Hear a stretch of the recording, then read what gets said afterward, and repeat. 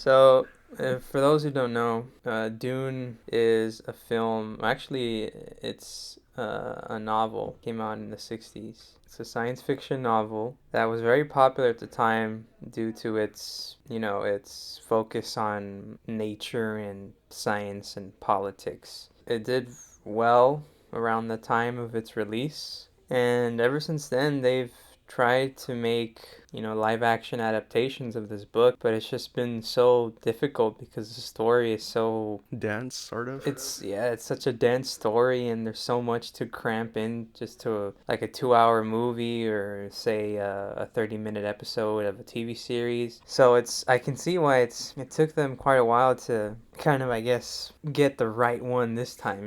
Yeah, adapted properly, following the source material. Yeah, and I think that's what this movie did really well. Yeah, surprisingly, I had high hopes for this movie, but I also went in thinking, there's a possibility this could suck a lot because this story has been tried to do so many times. They made a movie, David Lynch made his own version, which was very bad. And they also made a TV series on sci-fi, which I didn't know. It's a science fiction channel. It came out back way 2001, 2002. They made Early 2000, right? Yeah, 2000. They made an adaptation of the first book and the second book, Dune Messiah. Dune Messiah, actually, James McAvoy comes out. I didn't know that. Oh, really? Yeah, I was like, oh, That's wow. kind of cool. Yeah, but I don't want to spoil anything because that pretty. I mean, if you've seen that show, I guess you know what happens already, but I have never even heard that they made a show like that. I was like, oh crap, I guess I just spoiled the second movie. But they pretty much tell you what happens, or you can just read the book. But for those who don't want to read the book and who don't want to find out what happens and strictly want to stick to these new modern movies that came out, I just say stick with that. But just know that there is a TV series if you want to check it out. I believe you can watch it on Prime if I'm not mistaken, but you can always look it up. I heard it's well, from what I've seen, it looks like it got decent reviews, but I don't know. I've never seen it. Yeah, there are like two earlier attempts to make the film before David Lynch did his. Alejandro Jodorowsky tried to do one, but that failed because there was no funding. Right. And then Ridley Scott was trying to do his too at one point, but he left and did Alien. Some of the concept was used to make Alien and other sci-fi films. Yeah. Which is pretty cool how some of like the things that was in pre-production influenced these future later sci-fi films like Alien, Total Recall, in terms of design of the science fiction worlds. Yeah, that's right. And I think that's the beauty, I think, of sci-fi. You can literally make up anything in the universe and people will be, wow, that's cool. Yeah, like there's no rules. Exactly, there's no rules. Unless you establish your own rules and follow them, but yeah. Yeah, but that's also the thing why this movie was hard to make, because a lot of the people who were trying to make this movie were always going either over budget or it's just too hard to make. Studios just didn't want to risk all that money for, an unfinished product. It's like, how do we adapt this? Yeah, but thankfully, this version of Dune was very solid. I enjoyed it a lot. I kind of liked this film. I thought it was pretty good. I feel like it was quite faithful to the material, even though I haven't read the novel. Have you read it? I have read it, yeah. It's interesting because, I mean, I'm sure people know this already because the movie came out or whatever, but they only did half of the book. Well, it was pretty clear in the beginning. This is Dune Part 1. It's like... Yeah, it's I know, one of but those book adaptations that you just want more of. It's not like those generic book adaptations like Maze Runner or the... Any romantic comedy based on a novel? This film felt like it was worthy of living up your expectations. Like, I want part 2 now. Yeah. After watching it, and I feel like I want to read the novel, which I own. I had it for like a year already, but I haven't read it because I didn't want to know anything about this. So I just jumped in blind. I feel like it was good because it just motivates me to read the novel immediately. And I watched David Lynch's Dune right after. It makes me appreciate this film a lot more because that film is so crammed into 2 hours. And there's a lot of just weird decisions made by David Lynch and whoever edited this film. And there's hardly any development between most of the characters. Yeah, it just happens immediately. They crammed the whole first book into 2 hours, and the end result was not good. And, obviously the special effects, I don't want to say this in a bad way because it was the 80s, but you have movies like Star Wars. It's okay. It was very like... I assume it was quite acceptable at the time. Yeah. I bet they look great, but they're type of those 80 effects that just don't hold up well, and it's stuck in its it's the timeline. type of effects. It's the way they approach these effects where it was kind of cringe in my opinion. Yeah, And especially the fight that Paul has with Gurney in the 80s version. Oh yeah. They have on the shields that Yeah, protect. it was just these It's just, Roblox cube. it's just Like everything's so Minecraft. blurry. You can't see them. It just looks goofy. I feel, you know how they could have done that? It reminded me of the Star Wars characters, the Force Ghost. Hmm. You know how they have like this blue hollow around them? They could have done something like that. I don't know. You can tell that's kind of. I can feel like that's a director's choice. Yeah, same thing with how Paul, his visions are very cryptic. And that's very David Lynch-esque. I wouldn't see him doing anything else because he's an art house filmmaker primarily. But in Denis Villeneuve's version, Paul's visions are much more understandable. Yeah, like it's pretty clear. Yeah, it's pretty clear. That's the story. That's where we're headed. The cast, I think, in my opinion, are very well chosen, and the performances by most of these actors are very well done. And I think that's something that's important in a story like this. Performances of these actors have to be great because if they're not, it's because there's just so much source material that has to be delivered in such a way that convinces the audience that, oh, this is a real thing. I can see how, in a way, some of the things that these characters say might sound a bit silly, but it's the performances that really matter, and I think that's what these actors nailed. Yeah, they sold it to me. There was a couple actors I wanted more from, like Josh Brolin. I wanted more of Stellan Skarsgård as Vladimir Harkonnen. Yeah, I really thought Oscar Isaac's portrayal as Leto Atreides, like he just plays such a great leader and a father as well. He just does it with such authority, and it just sucks. Spoilers, he dies, but that had to happen. That's kind of like a stab in the heart. Like, oh, this cool character just died. Yeah, such a cool character. And I think even Jason Momoa, you can tell he came to be a likable character until, his final stand that the movie gave him. Yeah, it stands out. It kind of hits. You feel that death because, like, wow, this cool character just died. Yeah, exactly. Paul's mom, Lady Jessica, performance, was also, she's just a very troubled woman who's trying to protect her son, but also trying to teach him in the ways of the Ben Gesserit. And she's judged so much because of how she's teaching him and how she's doing it. The fact that Paul is a male, not female, which she was commanded to bear only females. I think it puts a lot of pressure on her character, and she delivers the performance really well. As far as Paul goes, Timothy Chalamet, he plays this convincing, young, scrawny boy. Doesn't know what he's doing, and he's entered a world that doesn't know. So Yeah, I he think, doesn't really be. He didn't want to be ruler. yeah, He's forced to because his father died, and he's the last royal member of the house of Atreides, and he has to take up that responsibility yeah, and fulfill what his father tried to do. yeah. We'll see in the second part how that will kind of fall into place later. And Stellan Skarsgård, Vladimir, was much better, in my opinion, Oh than. yeah, the other guy had like this weird pimple infection. It was really nasty. Yeah, He his was like deliverance, acne. Skarsgård deliverance was much more subtle of the character. Yeah. The Vladimir Harkonnen in Lynch's version was much more, I don't know, just Kind of goofy, like he was silly. goofy and kind of obnoxious. Yeah. There's this one scene where because you know how he has like this floating device. I guess that's kind of like his wheelchair because he can't walk. Yeah, he can't walk because he's like obese. Yeah, because he's obese. In Lynch's version, it really looks funny. I actually laughed out loud when he was floating. He looked like a giant balloon. He just looked really funny. He looked hilarious. Like he was on his back with his big belly pointed towards the sky, and he was laughing maniacally with his hands up above his head, and it just looked hilarious. And in this version, it's much more subtle. You can actually feel the tense, Like this menacing yeah, presence exactly. out of him. Yeah, and you can feel how tense the scenes are when he's in them. And I specifically like the one scene where he's speaking with, I don't know what the character's name is. I think it's one of his anyways, it's that guy what's his Dave name? Bautista? No, Polka Dot Man from Suicide Squad.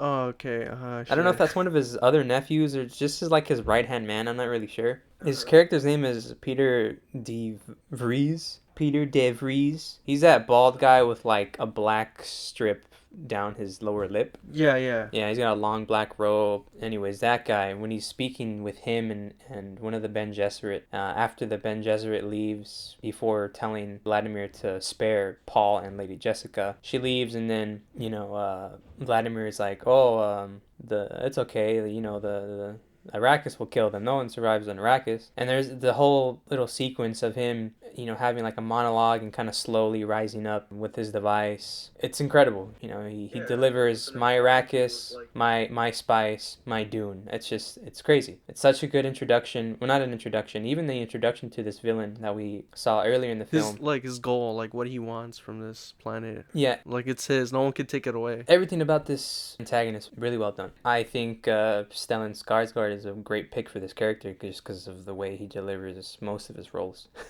Yeah. Yeah. It was funny because this character was gonna be played by Orson Welles in Oh, really? Alejandro Jodorowsky's Dune. Yeah, I watched a documentary about Jodorowsky's Dune, and he was saying that the only way he could convince Orson Welles to play the character in his film is to like, I'll hire a chef for you and you'll eat all you want during set. And he said yes. It was really funny. Yeah, I'll do it. Not really. This all has to do with the director, right?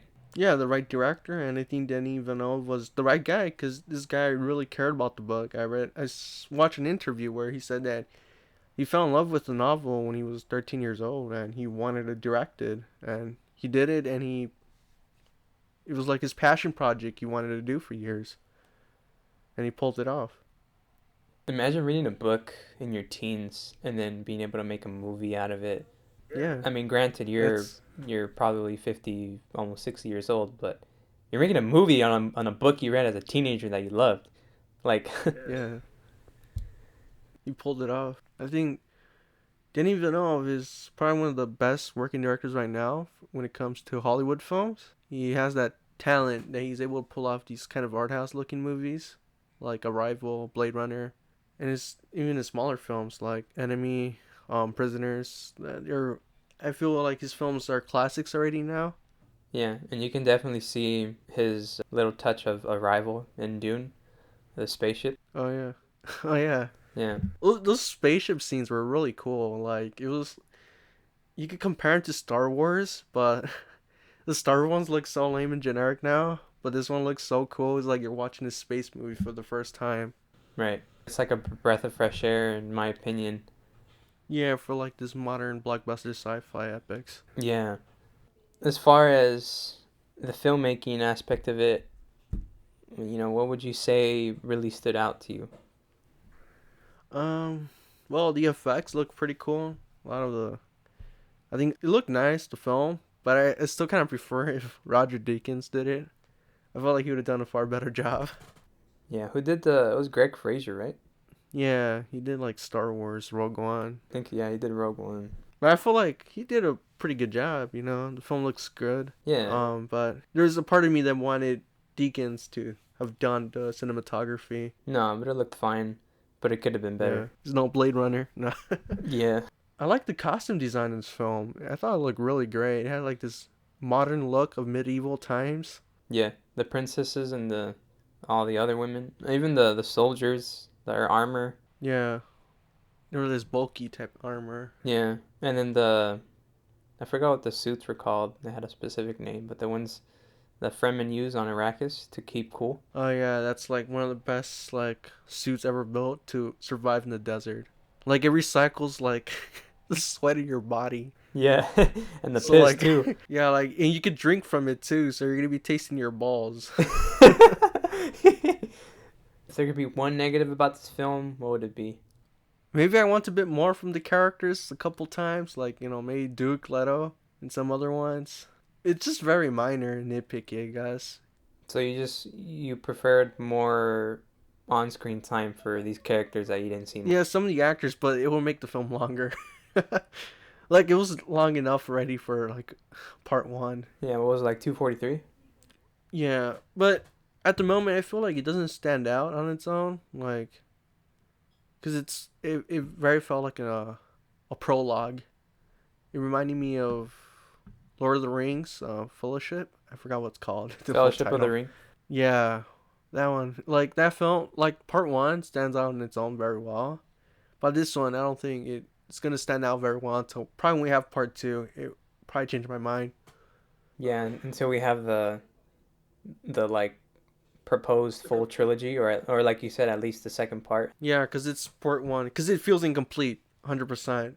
And I think that was the point for Denis Villeneuve. And I feel like they should make part two and like at the same time release in the movie theater. They're gonna tell like a double feature of it. That'd been cool. But I don't think people are willing to watch that No, all in no, one there's no sitting. way. But yeah, who knows? Maybe like in 2 years, I'll probably just it'll flow better once we have part two. Yeah, supposedly it's supposed to come out in 2 years, 2023, October 2023.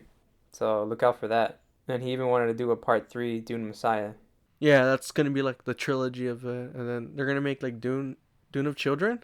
That's what it's Yeah, called. that's the fourth. Children of Dune or Dune of Children. It's gonna be like a TV series. He's gonna direct the first episode, I think. Well, Dune's gonna become a franchise now. I mean, hey, that's good. It deserves to be. Well, if it lives up to it, hopefully, you have your own like mini universe here, the Dune universe. Yeah, the Dune Is universe. that a That'd thing be now? cool. I don't know. Yeah, there's like 6 books, right? There's more. I thought there was only 6. Well, his son, I don't know his son's name, Paul Herbert, because Frank Herbert's the dad, and then Paul Herbert's the son, I believe. He wrote other books. Still to this day, he's writing graphic novels. But from the main series that his father wrote, I think there is 6. Yeah, there's 6 books. So it's the first Yeah. Dune, and then there's Dune Messiah, Children of Doom, God Emperor of Dune, Heretics of Dune, and Chapter House Dune. Yeah, that was like written by Frank, right? Yeah, these are all. He was gonna conclude it apparently, Oh, is it but he really? died. That's kind of cool because, well, his death is not cool, but the fact that he didn't complete it, it's really left for your interpretation how the whole book franchise ends. But yeah, there's like 3 other books written by other people. Yeah, it's Brian. his son and some other guy. They wrote 3 additional books: Hunters of Dune, Sandworms of Dune, and then most recently, actually, it's not even out yet. It comes out next year. Sands of Dune. Are they prequels or what? I have no idea. Well, this one just Yeah. says it shines light upon the darker corners of the Dune universe. See, so there is a Oh, Dune okay. universe. Just make movies now, TV shows. Yeah, why not? Yeah, some of these could be turned into TV shows, like high budgeted, because some of them are pretty big, so you don't want to do in 2 hour runtime. That's kind of cool. HBO should do that. Yeah, we should do that. They have the means, right? Yeah, just don't fuck it up. Yeah, that's all you gotta do. Do what you did in the beginning. Just copy that, but make it better. Plus, I mean, for people like us and people out there who know what Dune is and know how Oh, hard now I know it's what been. Dune is about. Yeah, and then how the history of like what they've tried to do as far as TV shows and movies goes. Yeah, It's like, it's oh quite damn, they're making a new unadaptable for one. a while. Yeah, it's like, oh man, they're making a new one. Hopefully it's good. I'm gonna go watch it. You know what I mean? Yeah, there was a part of me that was like, ah, this film, it might suck. Because, Yeah. like I read about like 3 directors trying to do it, and they're 3 great directors, and they failed to live up. Well, like 2 didn't do it. One actually did it, but he failed. Which one? David Lynch failed. Yeah. He did it, but it sucked. I wonder what they think. I wonder what David Lynch thinks. They should interview him. It's like, damn, man. Good job. Such sadness I didn't finish mine. It sucks because Watch it on your phone. Show it to David Lynch on your phone. yeah, it sucks because Lynch considered Dune his biggest failure. Yeah, it's like such sadness. Yeah, it's so sad. The Dune cut is not mine. I mean, if anyone's interested, What's good? He still made good movies after Dune. He didn't really kill his career. yeah, it's just it wasn't for him. Yeah, he's not a sci-fi epic director type. He made Blue Velvet, which is awesome. Very, very art house. Yeah, and then Mulholland Drive years later, which is like, what the fuck? Don't get me started on that one. Overall, did you like Dune or not? Yeah, I like Dune. Yeah, I like Dune. Yeah, it's good. I recommend it. Good movie. What would you give it? Like out of 10 or 5? Out of 5, I give it a 4. 4? Yeah, same. Give Dune a 4 out of 5. Good movie. Recommend it.